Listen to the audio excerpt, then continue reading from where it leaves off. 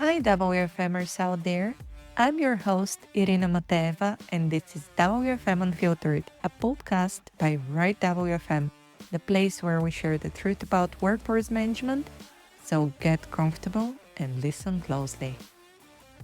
Hello, everyone, and welcome to WFM Unfiltered. I'm your host, Irina, and today we're going very close to home in my region. We're traveling to Skopje, Macedonia. And yes, and I have a great guest here with me that has an amazing topic, one that I feel everyone should pay attention to. But before we jump on the topic, I would like to introduce you to Ilija. Hey, Ilija, how are you doing?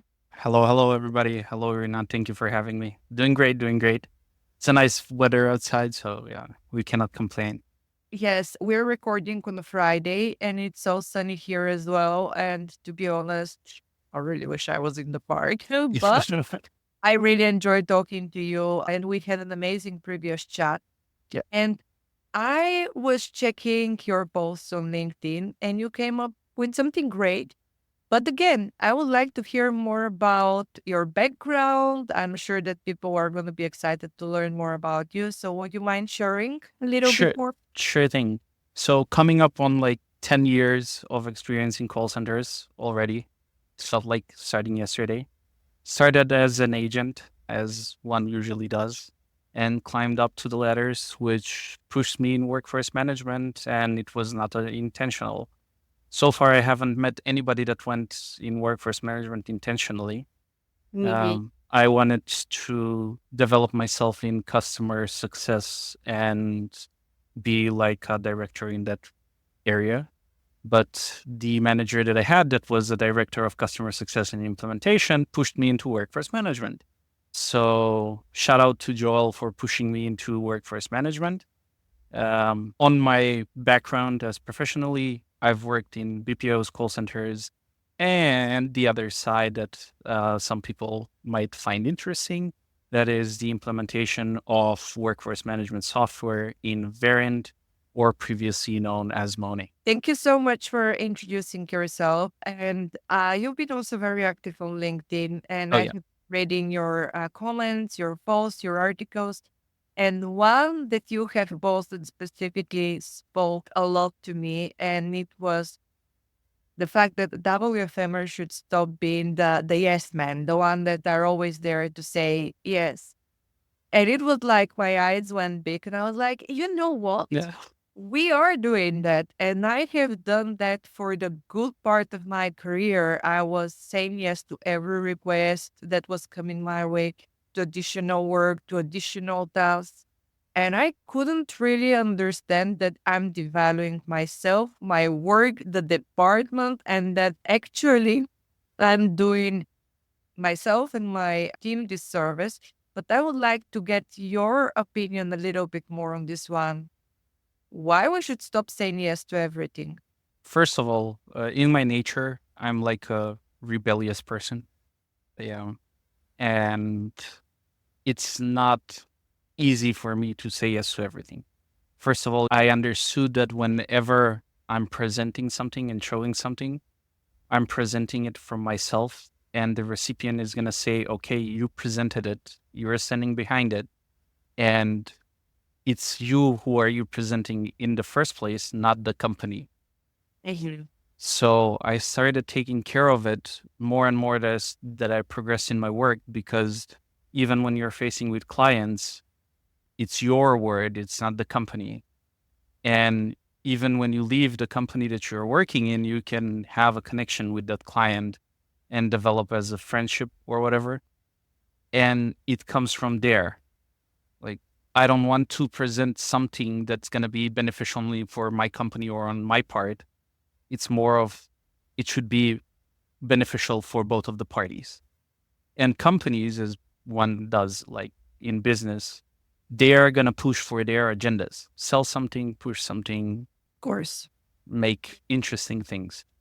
So it comes from that perspective. And the other part is being raised in a call center environment or a BPO environment. The more you climb the ladder, it's more you notice that yes, the people that say yes are unsatisfied or unhappy with the things that they're supposed to be doing. Mm-hmm. Yes, it brings up their career or they seem dependable, but they aren't, because when they're asked for their professional opinion or what they're thinking, they're afraid and giving you answers that you want to hear. And that tends to be a big problem, especially when you go upper in the management in a company, because as of management position, you want to see and understand what's the problem and have a discussion, and then you hear everybody's opinion and go with the best approach rather than having everybody pushing you saying yes. Do you think the problem might be that by constantly saying yes, you might be creating false expectations? Oh, that goes without saying. Yes, you're creating false expectations for everybody, and the pressure on the end is going to fall on you because you said yes. What I wanna dissect that topic because it's very important for me, and I have seen a lot of WFMers. I'm sure it's not only in WFM, but in every single type of Yep. job and industry, about people that assume that saying yes to everything is the way to progress in their career or to be promoted.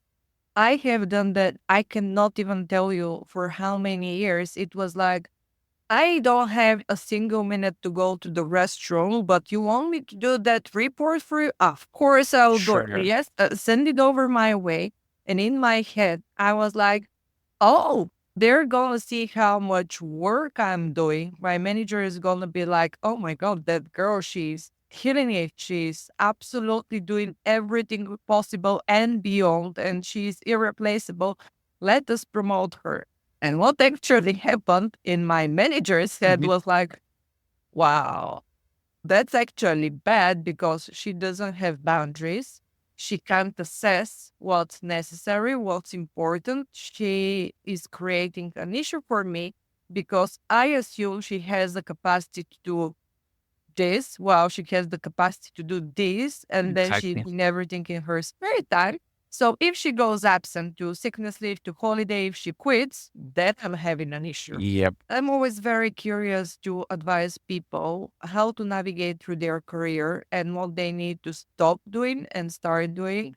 So if we're strictly speaking about workload and understanding what's necessary and what you need to focus on versus what you should push back on. How do we do that? Starting from ourselves, what we want to learn, what we want to develop, or how we want to progress in the career. And I'm saying this because you have your job, your roles, your responsibility, and you cannot avoid them.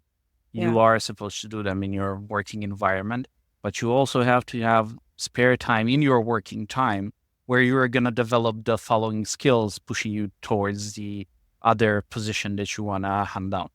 People have to be honest and have to behave like adults, which is something that's rarely happening in call centers, if we're being honest. And the more that you talk to a person as an adult, you're going to get that adult treatment. If you don't have the capacity to do something, just say, I don't have the capacity to do that. Or let's figure out how we're going to put it into my timeline or push something off of your plate to accommodate what you're being asked to do. People are afraid for whatever reason to do this. After all, we're all humans, so there shouldn't be like a fear to say no, or I cannot do this, or let's change it for something else.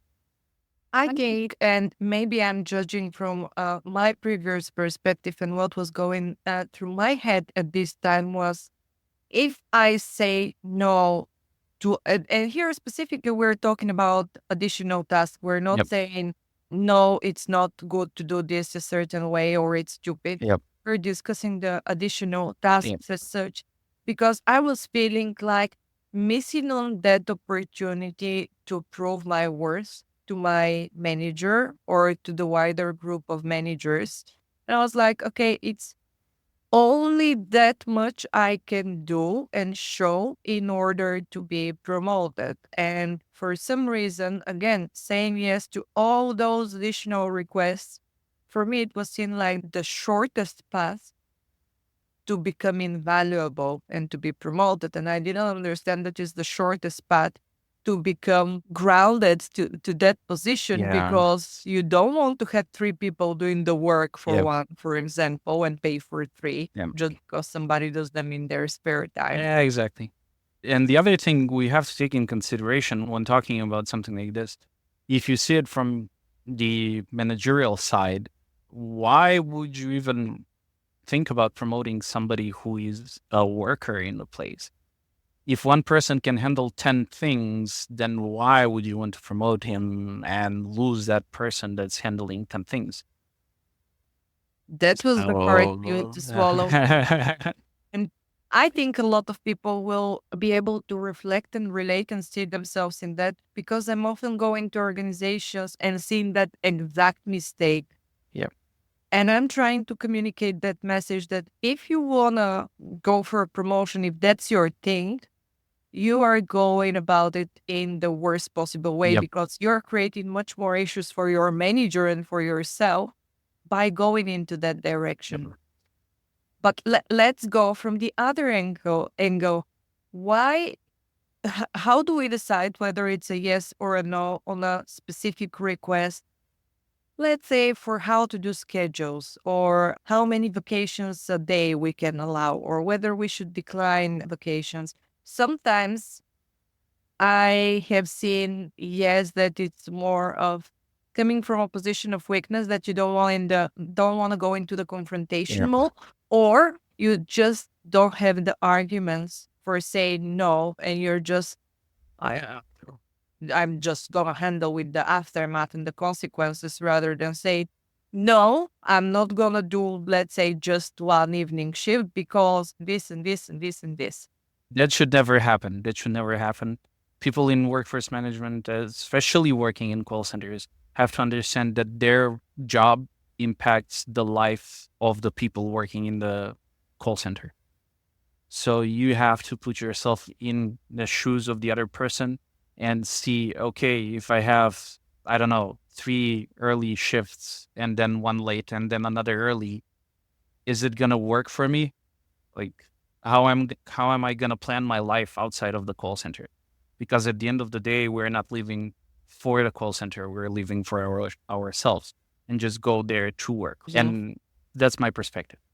And you should think about it. You should think about how you're impacting their life outside of that working place, especially if that person has family, kids, wives, other things that they need to take care of. It doesn't matter. You have to engage into the discussion because this is your job. This is your work, essentially. It's not your work or responsibility to say yes and prepare the schedules and just put them out, or yes and produce a report.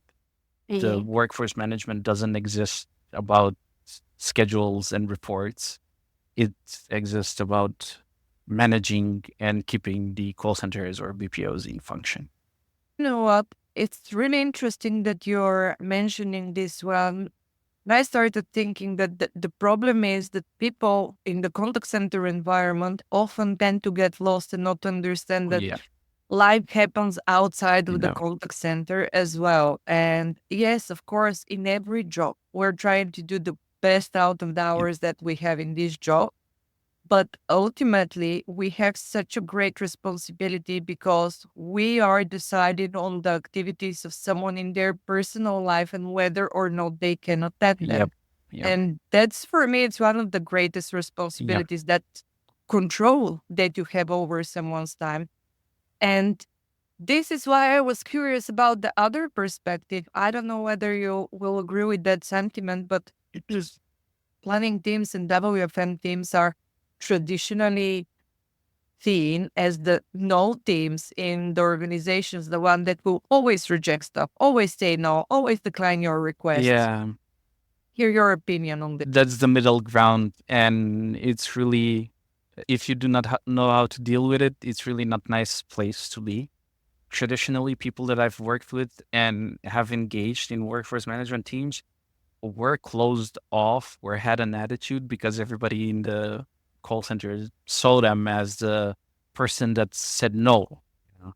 And I really didn't like that approach. I don't want to be the person that's going to be the villain in the situation. So I started thinking about how we're going to change this. How, starting from me, I'm going to change this perspective. I was working in a large BPO and we had chaos on the floor. Everybody wanted to go to vacation or go to prayers or go to get food or whatever. And when that number gets larger and you have structure, you have to engage with the call center itself.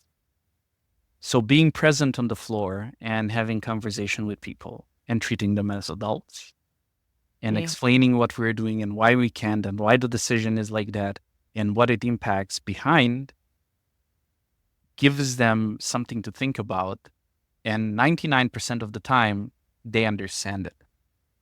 Whether you're going to cancel something or change somebody's shift for tomorrow, if there is a reasonable explanation and you do not treat them like robots or little children and give them a proper adult conversation, they're going to understand it. I'm not going to go and say, listen, my manager told me to change your shift because you're not behaving and you're not providing or you're making a fuss. Yeah. But I'm going to tell you that there is a business need that we need to cover this shift. And I believe in you and what you can achieve in that shift. And if you do me this one solid, next time you're going to request something, we're going to make a fair trade. You know what? I think this is the solution type of perspective where sometimes when we're granting, especially last minute requests, technically they're not possible because of our numbers. But if we're not so short-sighted and we're saying, okay, you know what, I'm going to take on that responsibility on myself to grant you those a half an hour leave early today, but I'm really going to need you next Friday because I'm short on staff. Exactly. People are rarely going to say, no, absolutely not. It's just that or nothing else. And the thing that you mentioned that I really liked and that I have seen as well, sometimes planners are also, first of all, we work under a lot of pressure. We're like being screened at from all angles and we're kept responsible for everything that happens in the contact center. But because of running short on patience, sometimes WFMers can be very condescending with people and be very standoffish and be like, no, that's not possible. Like, how many times I'm going to explain it to you because our service level is low? Guess what? People don't care that your service level is what they care about is going to the hospital, going to have a dinner for their anniversary with their spouse, picking up their child from the childcare. They honestly do not give a shit about what's happening on your wall board. Exactly. At the end of the day, who gives an F about the service level? And those 30 minutes are not going to change anything if you already are down with the service level in reality.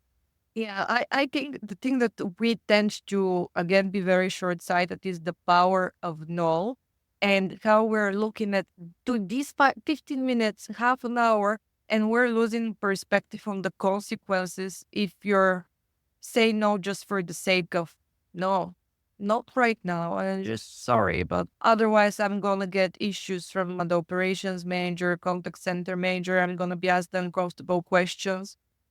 Nobody is going to sack you because you're keeping your agents happy. Your attrition is low because you had 15 minutes with low service level and higher service level in 5 days from now. On the other side, the department itself, like the workforce management job, is for you to own up to whatever the results are and be ready to have a proposition on how you're going to improve it.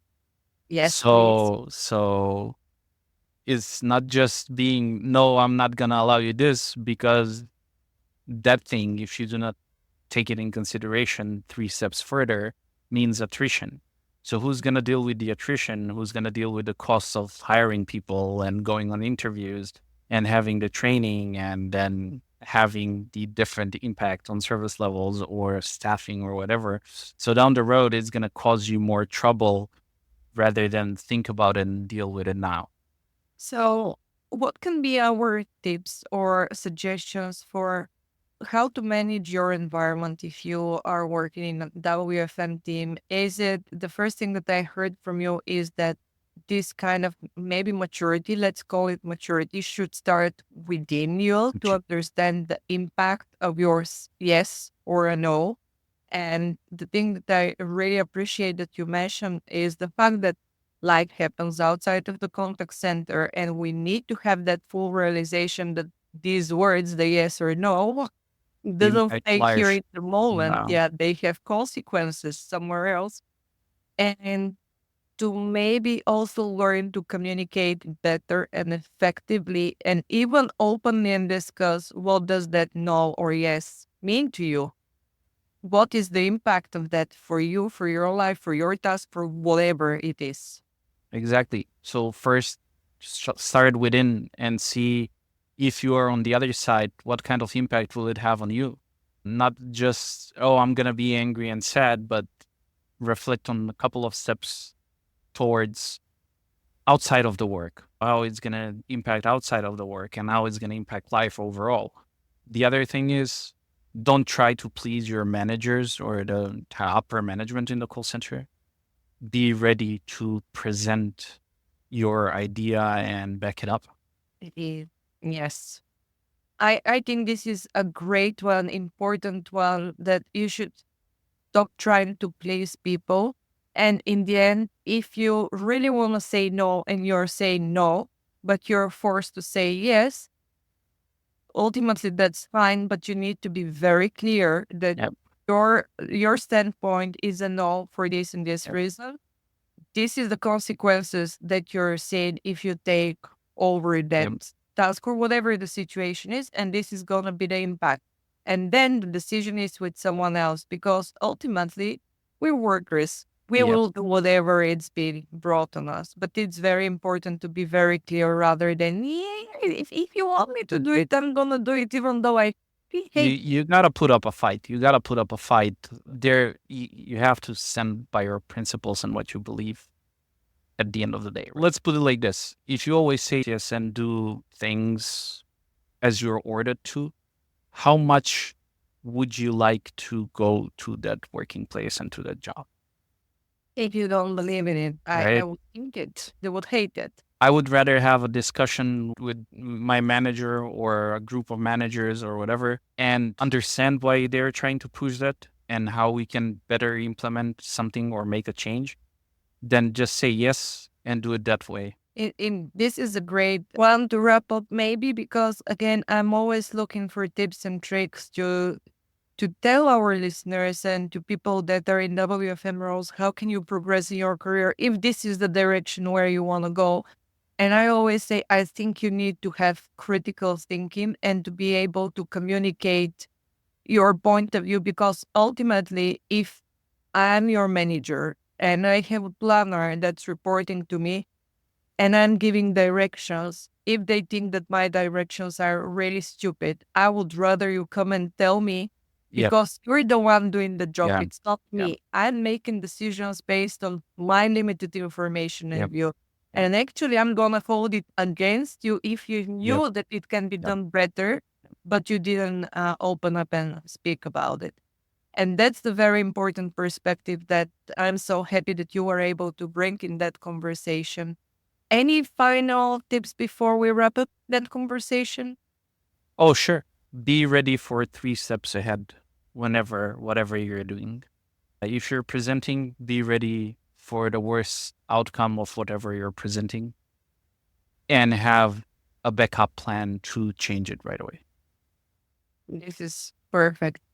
Thank you so much for spending the time with me. It's always lovely My to speak pleasure. to you. And enjoy the weekend, and we'll chat soon. Likewise. Thanks for joining us today. I'm your host, Irina Mateva, founder of Right WFM, where we believe that every business and its people are unique and deserve the right solution to their challenges. If you need support with workforce management, we're just a message away. Get in touch at irina@rightwfm.com or info@rightwfm.com. If you like the content and would like to support the show, please subscribe to WFM Unfiltered on your favorite podcast platform, leave a review, and follow me on LinkedIn. You can also show some love to our great sponsors. For more information about them, check out the episode notes.